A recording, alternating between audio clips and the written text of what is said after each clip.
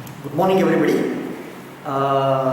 See, my dear friends, in the last class, we were designing a continuous slab, as you know. For example, in this continuous slab, we already fixed up this thing now. In the sense, effective span for the end span. This is called end span. This is called end span, and these two are the intermediate spans. Okay, we have found the effective span for the end span is 3.14 here and here, and effective span for intermediate span is 3.45. In sense, by using your ISO rule, we have fixed up these things, and also we have fixed up in the last class how much is our total dead load. It is 4500 Newton per meter square. WD we have calculated, and WS the total live load. Okay, live load is 2000 Newton per meter square. I think at this stage we have stopped. Okay. So now, as I said you, if I give you this dead load and live load, and if I put on my slab here, to find out the bending moment at various points, here, etc., and shear forces at various places, calculation of the bending moment and shear force itself will take a long time. Okay, so that's the reason why your IS code has given some bending moment and shear force coefficients. Okay, by using those bending moment and shear force coefficients, I can easily calculate how much is the bending moment here, positive bending moment here, negative bending moment here. Similarly, how much is the shear force here, how much is the shear force here, how much is the shear force here, etc., etc. Okay, so let us try to see now by using, for example, if you just open up page number 36, okay, there are two tables on which they have given bending moment coefficients and shear force coefficients. So now let us try to see what exactly these bending moment coefficient and shear force coefficient. Okay, I will take one simple example now. If I take a simply supported beam or slab, say, assume that this is a simply supported beam. Okay, if it is a simply supported beam or slab with UDL, okay, then maximum bending moment is going to occur at the center here. Am I right? So M can be written as WL square by 8. Is it WL square by 8? You are now well versed with this equation. WL square by 8 will give me bending moment at the center here, provided if it is a simply supported beam or slab. Okay, so here in this WL square by 8, I can write this equation as 1 by 8 into WL square. Is it right? I can write it as 1 by 8 into WL square. Is it right? There is no change. Or the same equation can be written as 0.125 WL square. Is it right? 1 by 8 can be written as 0.125 WL square. Is it right?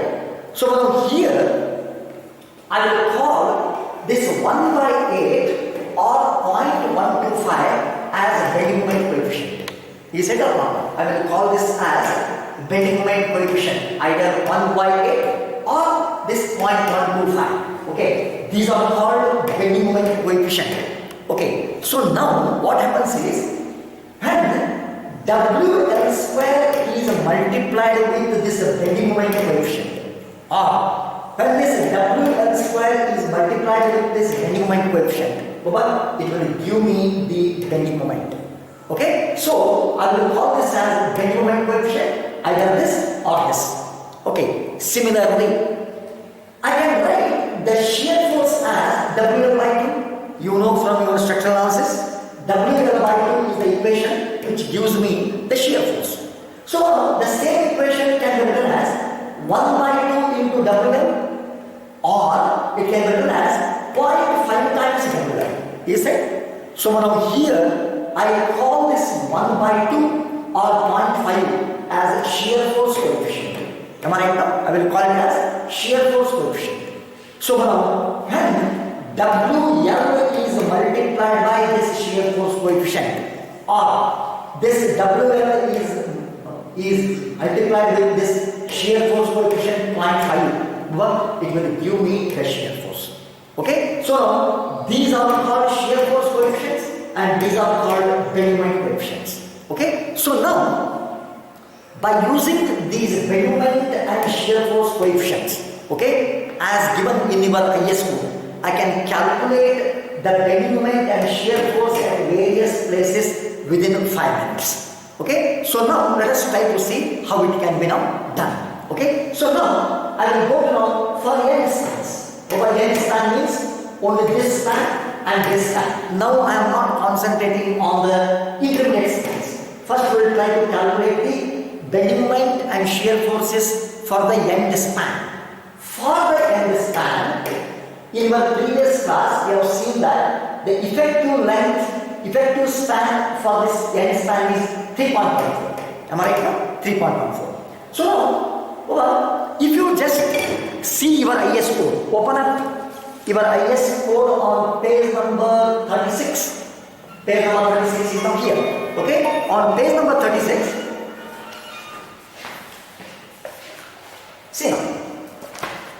On page number 36, this is page number 36. Okay? I will go to the first, this thing, there is a table. The table number 12 says that it is bending moment coefficients. Am I right? Table number 12 says it is bending moment coefficients. Okay? So now here, if you come here, it is type of load. Am I right now? Type of load is there. Below that, there is a dead load and imposed load, fixed, he says. Dead load and imposed load fixed. Then he says imposed load not fixed. Okay? See now, what exactly this is? I will try to explain.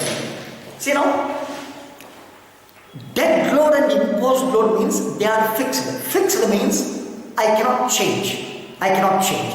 So now, dead load comes under that category. It's fixed. I cannot change this dead load. But imposed load not fixed, he says.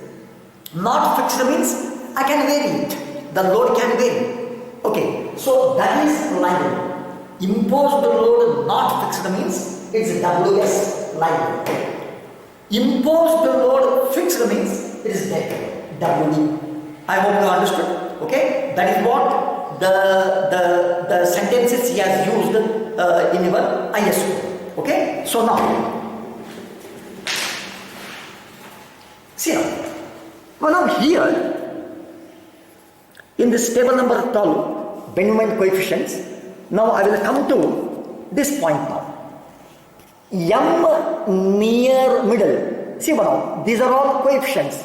Bending moment coefficient, bending moment coefficient, bending moment coefficient, bending moment coefficients. These are all your different bending moment coefficients which IS code has given you. Okay, but at different places. What those different places are, let's try to see now. Now here, span moments he says. Here now, there is a span moment. Am I right now? Under that span moment, near middle of end span. Okay, near middle of end span. In the sense, for the dead load, okay, the coefficient is 1/12, plus 1/12. Am I right? And for the live load, it is 1/10, plus 1/10. Am I right now? 1/12 is the bending moment coefficient for dead load and live load coefficient is 1/10. Am I right? So by using these two, I can calculate the bending moment near middle of end span. Near middle of end span. So now how it is, let us try to see now. See now. So now the same thing over here now. M near middle. M near middle. Okay? See now. For the dead load, the coefficient is 1/12. Okay, it is not 1/8. Bending moment coefficient is not 1/8 now.